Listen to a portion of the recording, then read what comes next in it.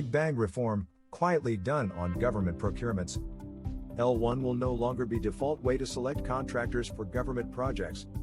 The Modi government has radically overhauled the public procurement process of the center. 5 key points explained here. Prime Minister Narendra Modi, who was criticized by even his supporters and sympathizers before 2019 for being slow on economic reforms or doing tinkering here and there, seems to have put his foot on the accelerator in his second term.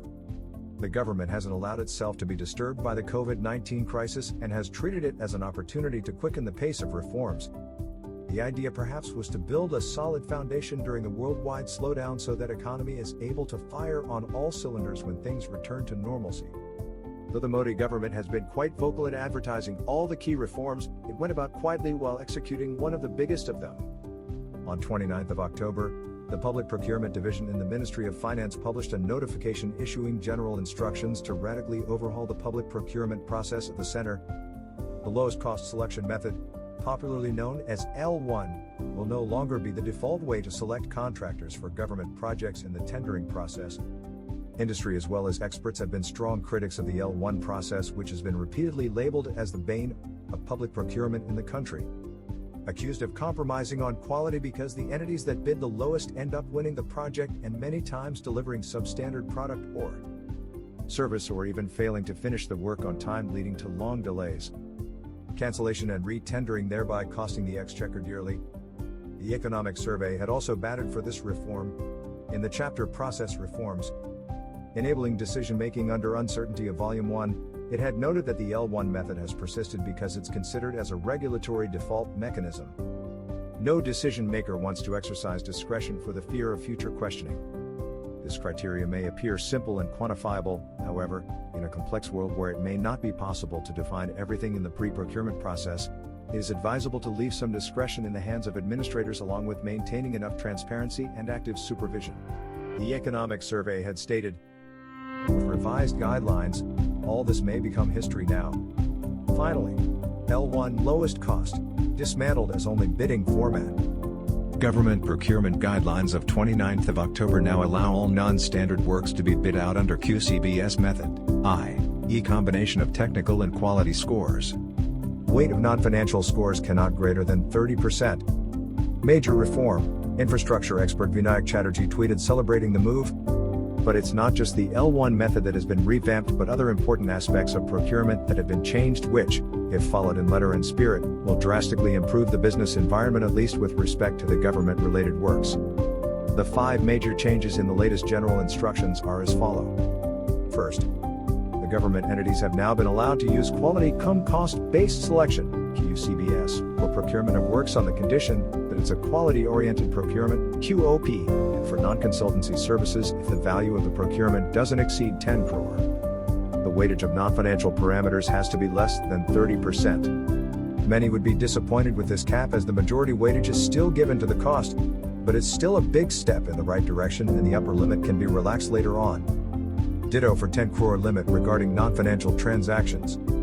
The amount is too less given the usual size of contracts these days, but it's a minor quibble. Earlier, QCBS could be resorted to by the government only for consultancy services and special projects. Now, this would become the standard method for all non-standard works where quality is of concern. Since only QOP projects can be tendered via QCBS, ministries, departments, or central public sector enterprises will have to constitute a special technical committee which will comprise of experts in the work being contracted, procurement, financial management, etc., and this committee will declare a certain procurement as QOP. A procurement should be declared as a COP only if there is enough justification in terms of value addition or enhancement of delivery or paramount importance of quality, the instruction says. Second, the revised guidelines have junked the common practice of rejecting a single bid by procuring entities during open tenders. It has become a practice among some procuring entities to routinely assume that open tenders which result in single bids are not acceptable and to go for re-tender as a safe course of action. This is not correct, the instructions say. Lack of competition shall not be determined solely on the basis of the number of bidders. Even when only one bid is submitted, the process should be considered valid provided the procurement was satisfactorily advertised and sufficient time was given for submission of bids, the qualification criteria were not unduly restrictive and prices are reasonable in comparison to market values, the general instructions state. The government has given 3 reasons for this. There there is a cost attached to re-tendering which puts the burden on the finances. More importantly, it leads to delay in execution of the work with consequent delay in the attainment of the purpose for which the procurement is being done.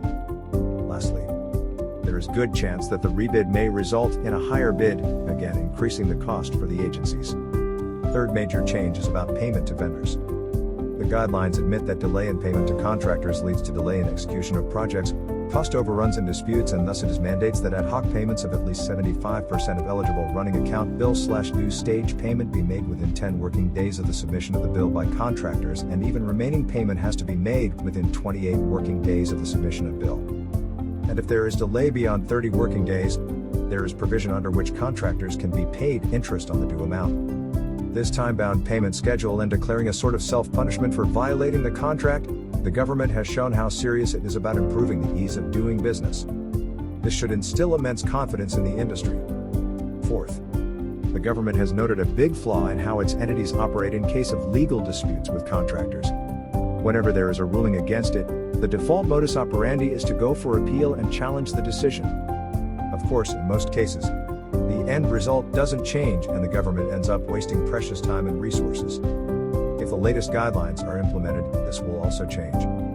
In such cases, the amount becomes payable with interest at a rate which is often far higher than the government's cost of funds. This results in huge financial losses to the government.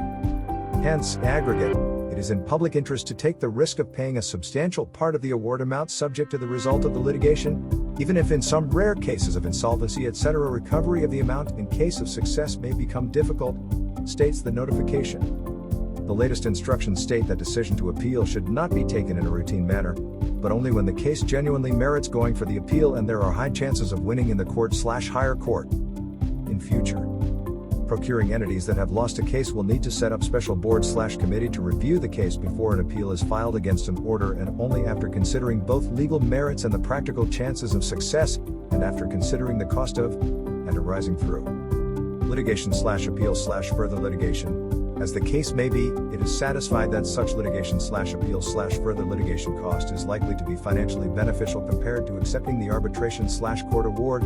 The appeal can be filed. It's an open secret that the government is the largest litigator in the country. It has taken a big step in reducing the load, at least in disputes related to procurement. Fifth, even for consultancy services, the revised guidelines have provided an additional method of procurement apart from L1, single source selection and QCBS. The procuring agencies will be able to also resort to fixed budget-based selection for consultancy proposals, which allows them to specify a specific budget as the cost of consulting services in the tender document itself. Our special thanks to Swaraj team at IPQC Consulting Services. To learn more about the new selection process, please attend our upcoming workshop on supply chain analytics for profitability. For details, please visit www.ipqc.com.